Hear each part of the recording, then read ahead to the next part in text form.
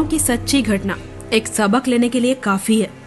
एक दिन एक मुसलमान अपनी पत्नी और 8 बच्चों के साथ गांव के मुखिया के पास आया और गांव में रहने के लिए भीख मांगने लगा। गांव की देखभाल करने वाले एक चौकीदार ने विरोध किया, लेकिन किसी ने उसकी एक नहीं सुनी और मुस्लिम परिवार को गांव में रहने दिया। दिन बीतते गए, मुस्लिम के 8 बच्चे बड़े हुए। जब उनकी शादी की बारी आई तो मुस्लिम सरपंच के पास गए और कहा कि हुजूर के बच्चों की शादी होने वाली है और मेरे पास एक ही घर है। तो गांव वालों ने उसे एक बंजर जमीन दी और कहा कि तुम उस पर घर बनाओ।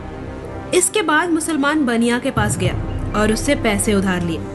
कुछ समय के बाद उन 8 बच्चों से 74 बच्चे पैदा हुए और देखते ही देखते लगभग 30 वर्षों में उस गांव में मुसलमानों की आबादी 40% हो गई। अब मुस्लिम लड़के अपनी आदत के मुताबिक हिंदुओं से झगड़ने लगे और अपनी औरतों और बहन बेटियों के साथ छेड़खानी करने लगे। धीरे धीरे प्रत्येक हिंदू अपने परिवार के साथ स्वेच्छा से गांव छोड़ने लगा।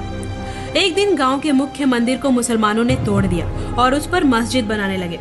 फिर बाकी हिंदुओं ने उन्हें रोकना शुरू किया। तब मुसलमानों ने कहा कि जो कोई अल्लाह के काम में बाधा डालता है उसे काट दो। बाकी हिंदुओं ने इस झगड़े में न पड़ते हुए गांव छोड़ दिया और जाते जाते रास्ते में चौकीदार से कहा कि हमने तुम्हारी एक नहीं सुनी और उस मुस्लिम व्यक्ति पर भरोसा किया, जिसके कारण ही आज हमें गांव छोड़ना पड़ रहा है। उस गांव का नाम पंचवटी से बदलकर रहीमाबाद कर दिया गया है। ये गांव महाराष्ट्र के अमरावती जिले में स्थित है। ये कहानी नहीं है, सत्य घटना है और ऐसी ही कहानी भारत के कई गांव और कई शहरों में मिल जाएगी आपको।